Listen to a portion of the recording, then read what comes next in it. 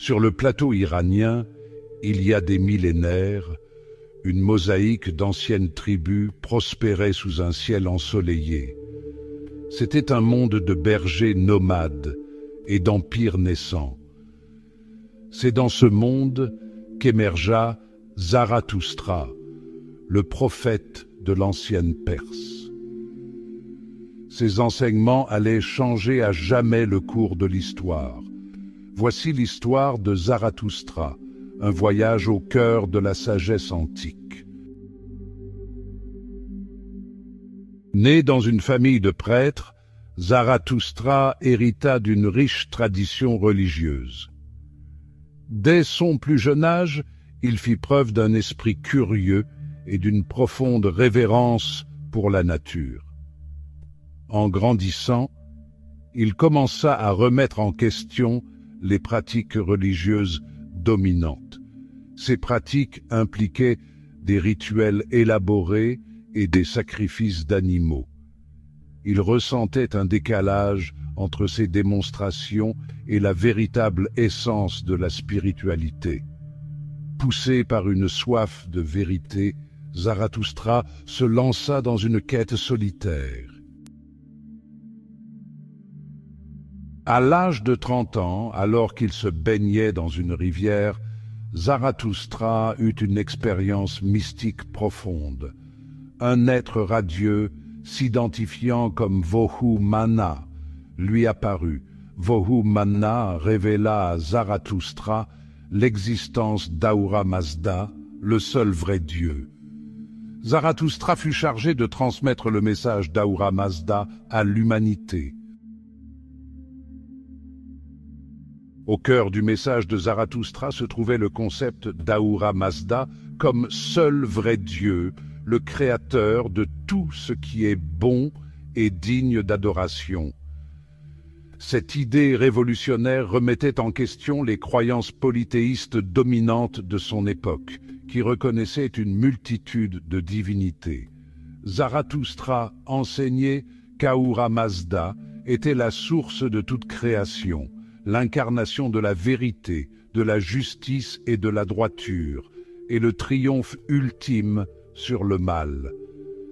Les êtres humains, proclamait Zarathustra, ont été créés par Ahura Mazda avec le libre arbitre et la capacité de faire le bien comme le mal.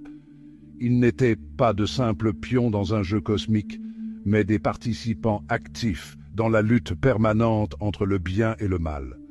Cette importance accordée au libre arbitre et à la responsabilité personnelle constituait le fondement éthique des enseignements de Zarathustra, exhortant les individus à choisir la voie de la droiture et à combattre activement le mal sous toutes ses formes.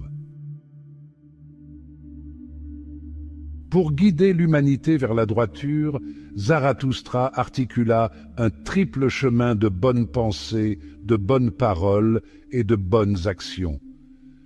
Ce chemin, enseigna-t-il, était la clé pour mener une vie agréable à Ahura Mazda et s'aligner sur les forces du bien. Les bonnes pensées consistaient à cultiver un cœur et un esprit purs, exempts de malice, d'avidité et de tromperie. Les bonnes paroles mettaient l'accent sur le pouvoir du langage et l'importance de parler avec vérité, gentillesse et intégrité. Les bonnes actions impliquaient de mener une vie de service, de compassion et de participation active à l'amélioration du monde. L'accent mis par Zarathustra sur l'interdépendance de la pensée, de la parole et de l'action soulignait la nature holistique de ses enseignements. Il ne suffisait pas de simplement avoir de bonnes pensées ou de prononcer des paroles aimables. La véritable droiture exigeait d'aligner ses actes sur ses croyances, de traduire les bonnes intentions en actes concrets de bonté. S'opposant à Ahura Mazda et aux forces du bien, se tenait Angra Mainyu, l'incarnation du mal, de la destruction et du chaos. Angra Mainyu représentait tout ce qu'Ahura Mazda n'était pas, le mensonge, l'injustice et la poursuite du pouvoir à des fins égoïstes. La lutte cosmique entre ces forces opposées constituait un principe central des enseignements de Zarathustra, une bataille menée non seulement à une échelle cosmique grandiose, mais aussi dans le cœur et l'esprit de chaque être humain. Zarathustra enseignait que les individus étaient constamment confrontés à un choix, s'aligner sur Ahura Mazda ou succomber aux tentations d'Angra Mainyu. Ce choix, soulignait-il, avait de profondes conséquences non seulement sur la vie personnelle, mais aussi sur le destin du monde. En choisissant la voie de la droiture, les individus pouvaient contribuer au triomphe final du bien sur le mal, ouvrant la voie à une ère future de paix, de justice et d'harmonie universelle. Malgré une résistance initiale, le message de Zarathustra gagna progressivement du terrain, en particulier parmi l'élite dirigeante. Le roi Vishtaspa, un puissant souverain de l'Est de l'Iran, embrassa les enseignements de Zarathustra et devint son mécène, lui fournissant une tribune pour diffuser son message au loin.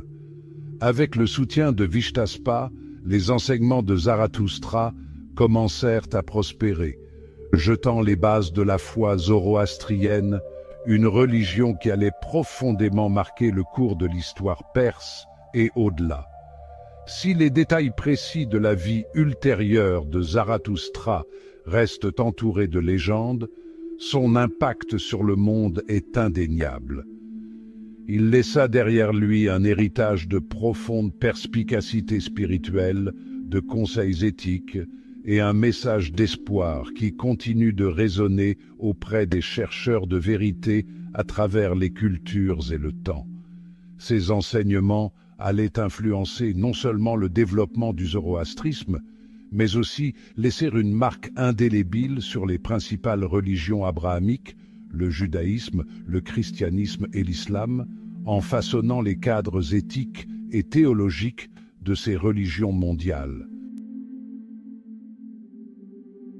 Le zoroastrisme, la foi fondée sur les enseignements de Zarathustra, est devenu la religion dominante de l'Empire perse pendant plus d'un millénaire.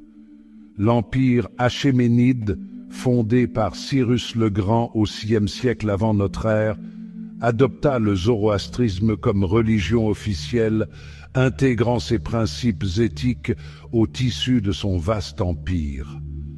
L'accent mis par le zoroastrisme sur la justice, la droiture et la dignité inhérente à tous les peuples s'est traduit par le règne relativement tolérant des Achéménides, leur respect des coutumes locales et leurs contributions au développement des premiers concepts relatifs aux droits de l'homme. Le zoroastrisme continua de prospérer sous les empires perses suivants, laissant une marque indélébile sur l'art, la littérature et la culture perse.